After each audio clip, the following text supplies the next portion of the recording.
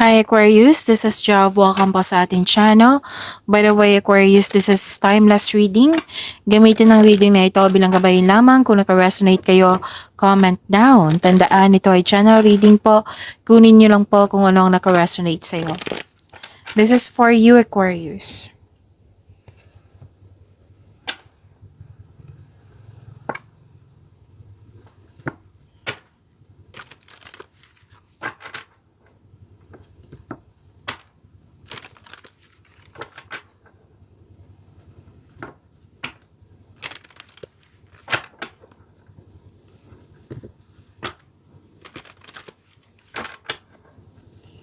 Para po ito sa iyo, Aquarius.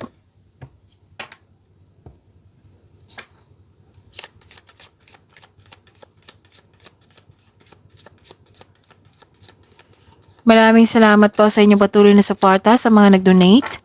Sa mga hindi nag-skip ng ads, maraming salamat po.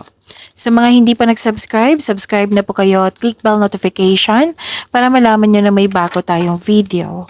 Para sa mga gustong magpa-reading, comment po kayo ng personal reading. Again, comment kayo ng personal reading and check my reply sa comment section. Oh, wow! Pasensya na po ha, may lumapit na bata. Kinausap ako. Okay. Aquarius, self-study, pwedeng may self-study or nagbabasa kayo ng libro or sa internet para may makuhang learnings or learnings or clarity. Pwedeng may usapin tungkol sa education, teacher, student. Oo. May malalaman din kayong sekreto po. May solusyon sa inyong problema, may sagot sa inyong mga katanungan. At wow, this is good luck and good karma. Things going your way. May positive opportunities, recognition, at success. Yes, success na at happy kayo. Okay? Happiness ang nakikita ko dito. So you deserve this happiness. You deserve this success. Ang ganda. Claim nyo po, Aquarius.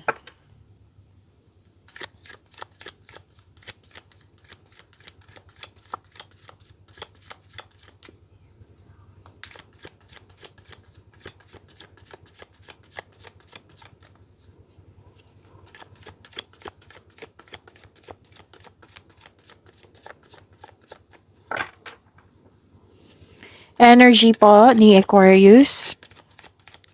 Energy ni Aquarius.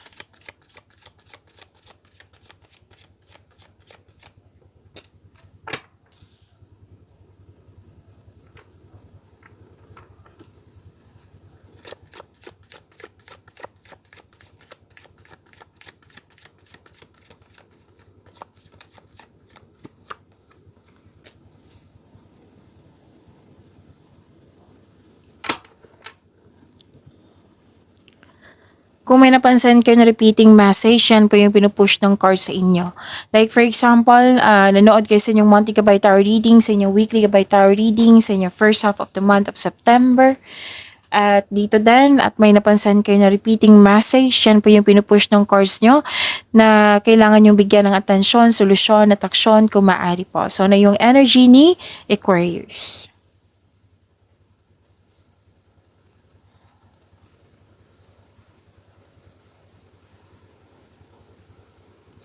New beginning, oo. Abundance ang nakikita ko sa inyo dito. Okay? May parating na blessings, gift from the universe. Wow. Posibleng new job opportunity or unexpected sum of money. Pwede din nag-take ka ng first steps para ma-enhance o ma-increase yung kaperahan mo. Ang pagbabago na ito ay may unlimited growth, lalo na sa inyong kaperahan. So, claim nyo po. Ang ganda, Aquarius. At, okay. Gusto niyo bumili ng property. Nakita ko dito, oh. And yes, nasabi ko na 'di ba na may job opportunity. Pwede din promotion po ito, maraming promotion 'di ba? Maraming klaseng promotion, pagtaas ng kita, sweldo allowance or pagtaas ng inyong posisyon. Pwedeng maraming orders na magpabigay sa iyo ng malaking pera. Nang dahil ito, magkakaroon po ng financial growth and stability. Ready din kayo sa change career that will offer more stability and abundance. Okay, so ang ganda. Most likely, ang energy nyo nakafocus sa career and money.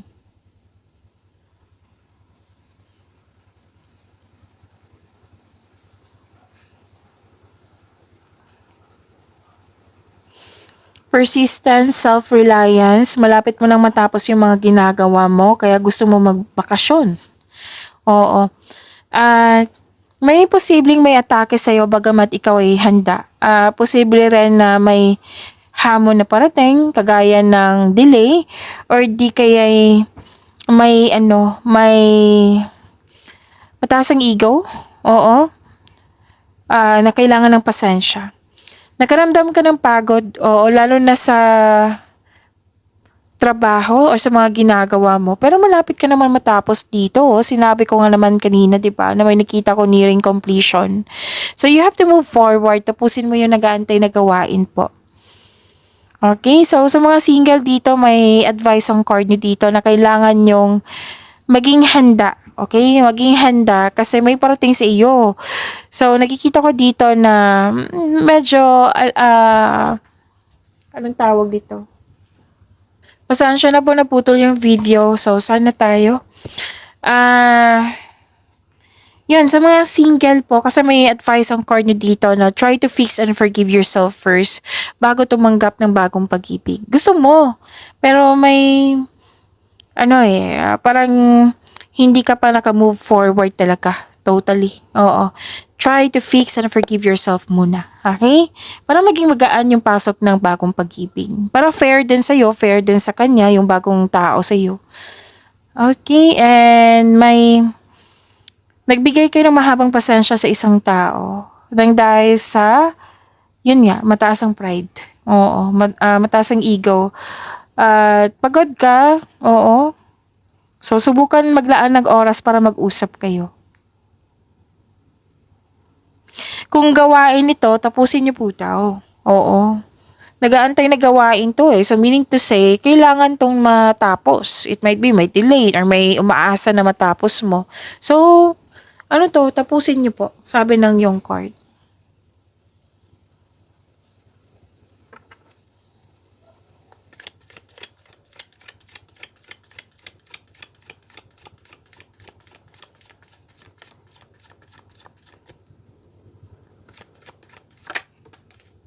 This is about your career and money, Aquarius.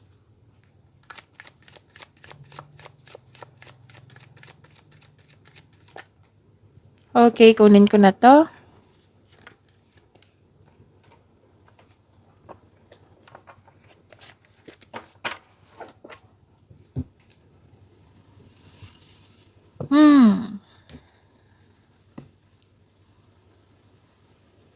So, career and money niyo po,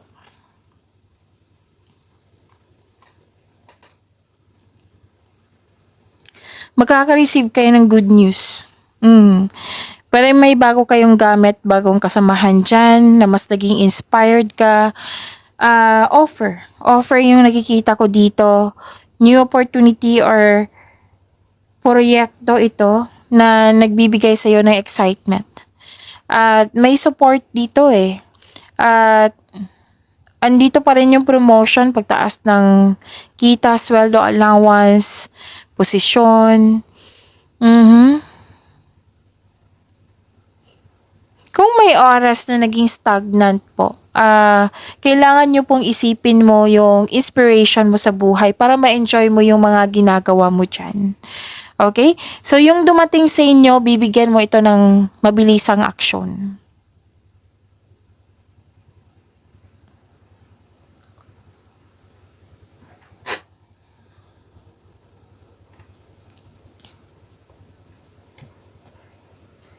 Nakita ko dito na pwedeng may namuong romance sa workplace mo or yung partner mo, katabaho mo po. And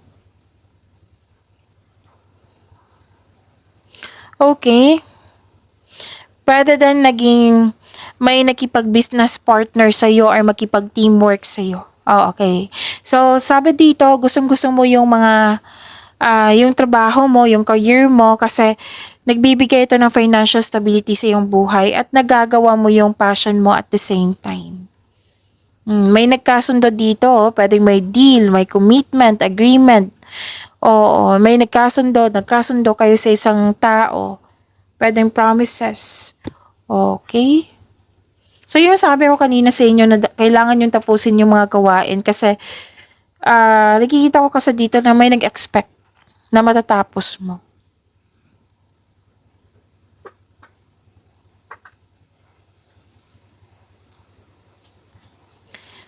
Okay, dalawang card na mismo nagsabi dito na may change career na mangyayari or di kaya may papalitan lang kayo na process dyan na mas madali, mas magaan.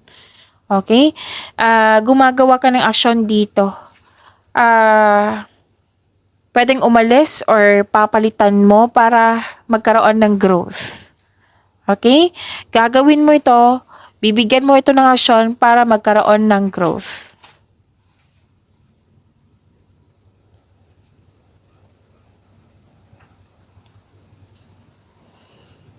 Nakita ko yung pag-aalaga mo dito sa inyong career and money. Marami kang naisip na bagong ideas para sa ikakabuti ng iyong negosyo, trabaho at kaperahan.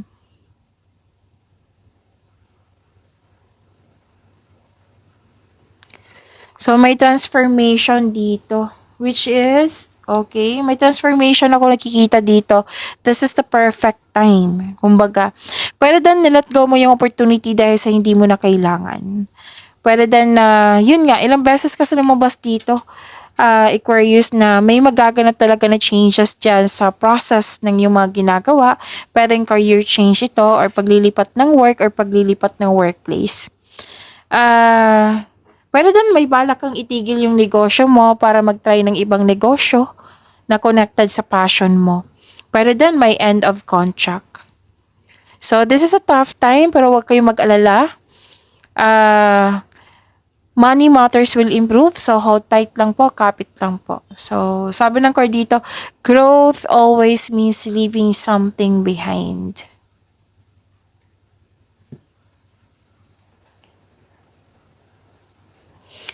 So, magkakaroon ng pagkakaisa, may magtutulungan, may realization. May masungit dito na customer or kliyente or kasamahan or sensitive. Pero, magbibigay ka ng mahabang pasensya nito. At yung may pag-intindi, oo. Tapos, pay attention po daw kayo sa paggasta. Yung pasok at labas ng pera, monitor and control. And yun nga, pay attention sa paggasta.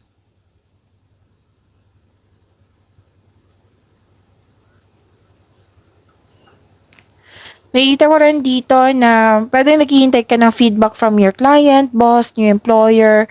At itong balita na ito ay may offer na makatulong sa iyong buhay pinansyal. So excited ka sa news na ito. Parating na po or dumating na. Oo.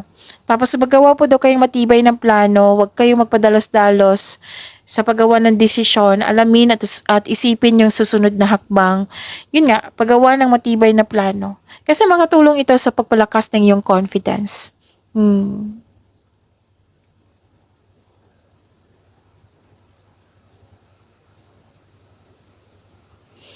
Wow, isang maraming alok idea ang darating sa iyo. So, ideas is a blessing. So, and please expect na busy kayo ngayon or marami kayong iniisip, busy sa kakaisip or maraming ginagawa. Yan. So, exciting new opportunities na dumating po, which is to clarify na naman from here to here. And financial stability, nagkaroon ng abundance sa kaperahan niyo po.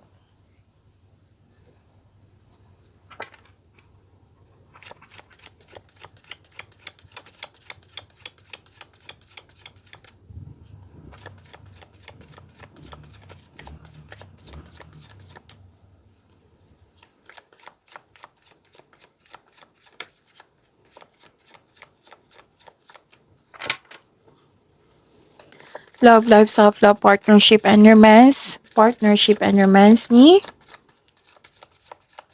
Aquarius.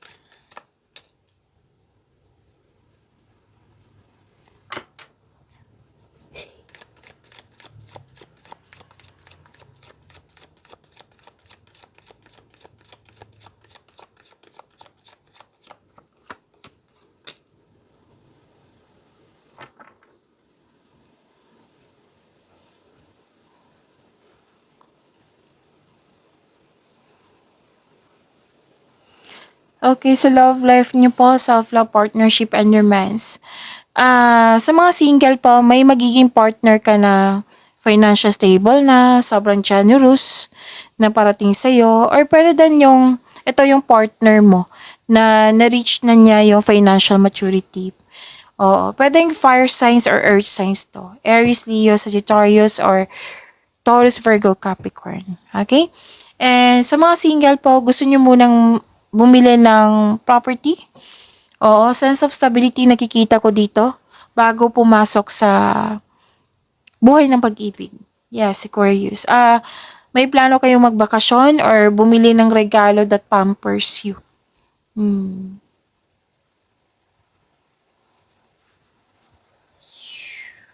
Okay, na nakikita ko dito, nagkaroon po ng granted yung manifestation mo. Okay. Sinabi ka sa dito na nag-manifest ka ng wonderful relationship. Single ka man, may relasyon sa buhay mag-asawa. Your manifest will be granted soon or pwedeng nangyari na ngayon. So, pay attention. Habang hinihintay mo ito, pay attention kayo sa pag-balance ng emotion with your thoughts while remaining grounded and passionate. Oo, para ma-attract mo yung green flag na tao. May pagbabago dito at na-adapt niyo po, which is good.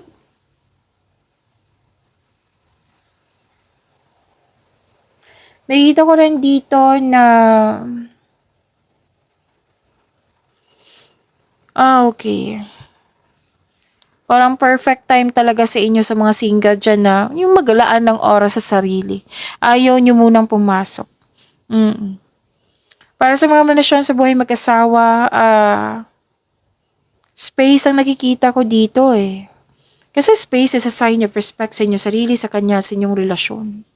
Pwede sa partner nyo to ha, or sa kaibigan, sa malapit na tao sa iyo.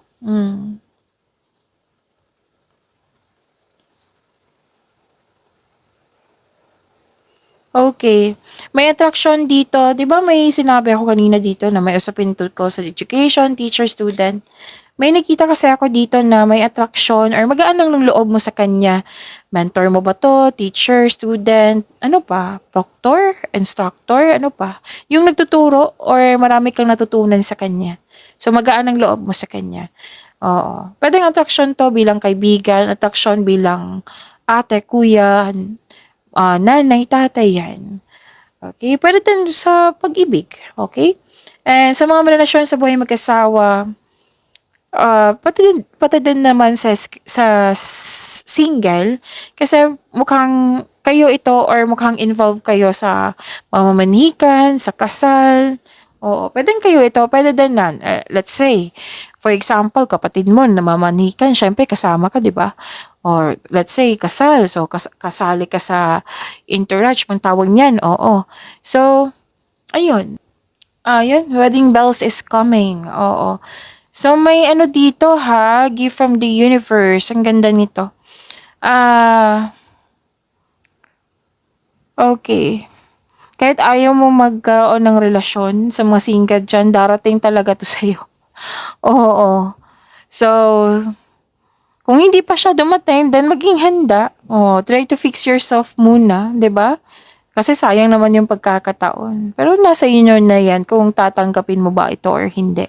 Sa mga marelasyon sa buhay mag-asawa, may nakita kasi akong hindi pagkakaunawaan dito na may dumating na blessing sa inyo nang siyang dahilan na mag-uusap kayo at magkakaayos.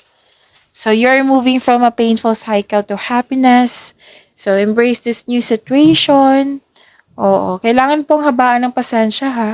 Sabi ng card nyo dito. So may changes sa darating, may darating na blessings po. Wow. So this is good fortune. May malaking blessings sa parating sa iyo. This is good luck and good karma, which is sumabas siya dito.